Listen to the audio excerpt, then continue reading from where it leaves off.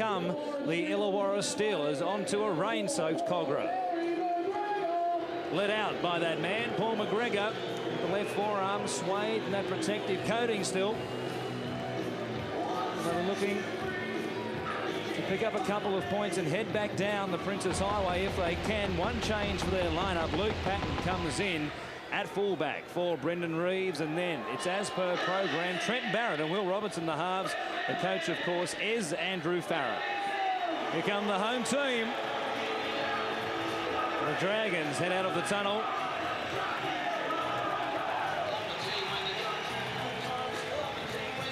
And it's a healthy sight that greets them on the eastern touchline. A big swathe of fans over there. Lee Murphy is the fullback. Anthony Mundine and Matthew Rodwell the halves.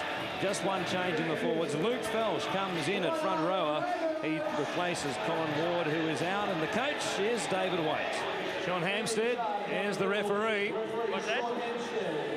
And we're just moments away from a start here at Kogarah. Illawarra in 13th place. The Dragons in 5th. Can maintain a share of the competition lead after Melbourne and Newcastle moved 2 points ahead of them last night. Hampstead blows time on. The Dragons running to the left-hand side of your screen. Race on one, here we are, Illawarra. He was angling back towards the post. Now Mundine. Off the shoulder. Gives it away to Pearson, who gets the arm free. Back to Mundine. Ainscough, a long ball for Lenihan. Ruled forward by Hampstead. Well, there's a couple of the St George players too. I think Warren at that stage really knowing that a try has gone begging. As we see the replay, they had a real big overlap on the inside. They appeared to have a man extra. Fan back to the right-hand side, but the back line isn't all that deep. Barrett grubbering from McGregor, won't get there in time. Murphy got a bounce. Barrett picked it up, and I think he scored. Hampstead will point to the spot.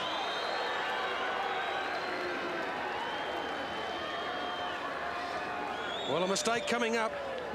Slippery ball providing the opportunity. Pearson is a dummy half. Get a good ball away through Felsh. Now Brown, an important tackle made, and I think it was made by the hooker, Purcell. They still go though, St George, to the right-hand side. Murphy trying to crash his way across. He'll be held up, or will he? Sean Hampstead is going to look at this on the video. It really did look like he was going to be held just short of the line. You can see him going down there. There's no problem with that whatsoever. It's a try. It's going to be a certain try, but you've got to pay enormous credit to Ainscough there. He would have been a metre short of the line. He's been pushed over the line, and I think that he himself was prepared to accept that he was going to be pulled down a metre short. That's magnificent play, and I'm sure his coach is going to be pretty happy when he has a look at the video replay of that during the week. Got to within about a ball width. Wilson is the dummy half. Put it on the toe. Oh! This could be an absolutely brilliant piece of play. Oh, Craig Wilson. I have never seen anything like it. Pele, he's arrived here at Kogarah Oval. You can see the confidence that's all over the Illawarra players' faces. They think it's a try. I don't think there's too many people that in the St George team that believe it isn't. The ball just hit the floor, and that's a try. No problem with the ball being grounded. It's a circus here at the moment. Darren Bradstreet has come through and dived on the ball for what should be a certain four-pointer. And Craig Wilson, the presence of mind there to just put the ball on the toe. It certainly got the right break for him as well. Of course, no problem with it being offside. The dummy half was the one slippering the ball through.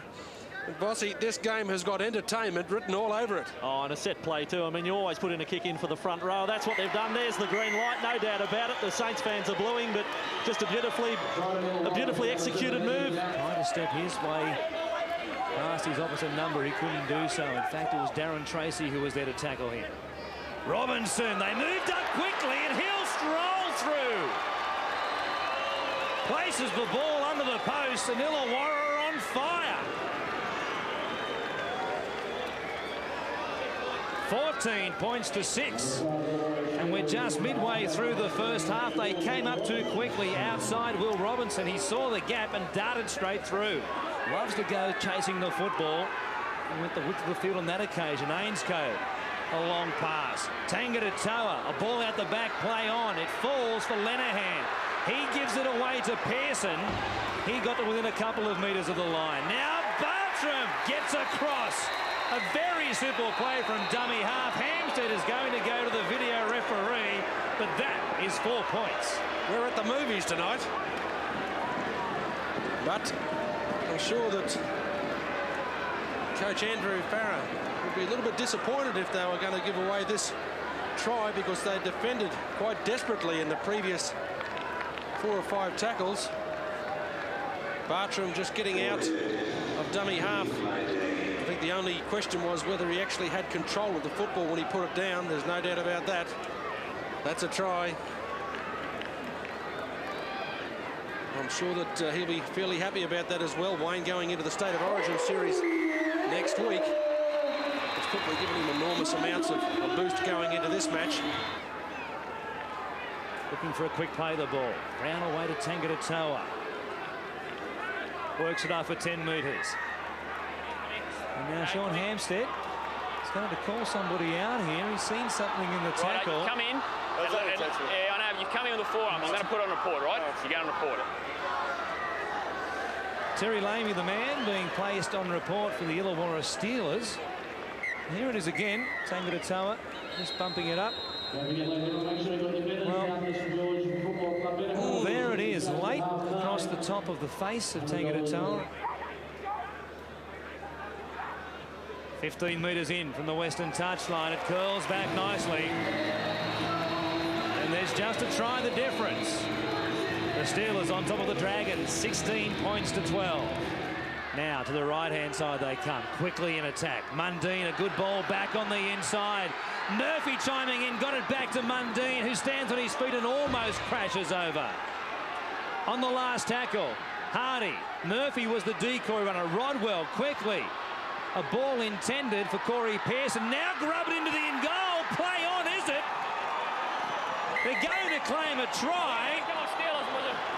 And Sean Hampstead is going to have a look at this one. The ball hit the ground, it was towed through.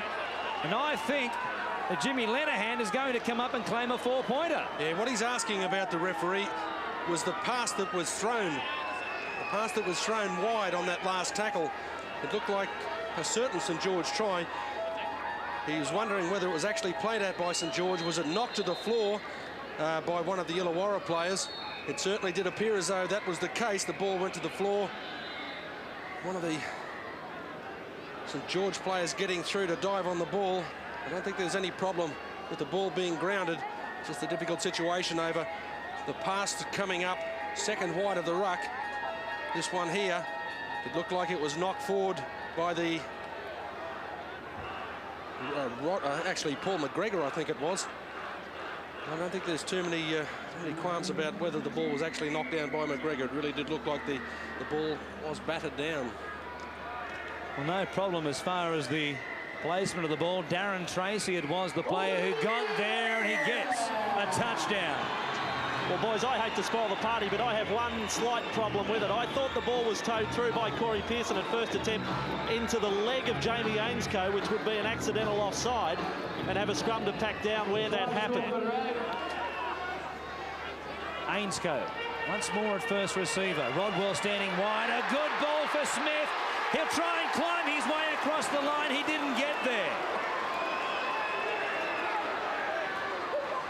A long floating pass way out on the wing. Corey Pearson of all people, but the pass has gone forward according to Hampstead. Gain of only a couple of metres. Illawarra defence showing signs are not ready to crack just yet. Mundine, though, gets through. Away to Brown. On the toe. They have scored. Darren Tracy will get his second try in the second half. The Dragons have hit the lead. Well, I thought the referee was going to question whether he was actually onside. But the hole's opening up. You mentioned it about the mistakes. He'll play it just outside the Illawarra 40. Brown staying alive, as does Mundine. Shrugging away from Brad Mackay. Now back to Brown again, the combination. He turns it back on the inside to Jeff Hardy. He'll get to within 4 metres. They're spread to the right-hand side. There's numbers for St George. If they get the ball there, they don't have to go all the way out there. They've scored again through Rodwell. That might be enough to get them home. 26 points to 16. Eternity, it would seem. As they go on the attack again, the Dragons. They turn it over. Mundine toes it forward. Coming through. Branco will beat him to the ball, perhaps. And there was the Dragons have come from the clouds. And there was a battle royale going on between the two of them. I don't think Mundine wanted to see somebody score from the kick that he employed. He wanted to make sure that he could claim it. And there was a real push and shove going on. I think Branco was the other one that got through with him. Here it is, a neat little chip. Slide didn't quite control the ball. Mundine continuing the push. He's pushed him. He's dead set, pushed his mate out of the way. You'll look at this score at full time and think it was pretty much a cakewalk for St George. But it has been anything but. Some pundits were offering as much as 13.5 points start for Illawarra before the game.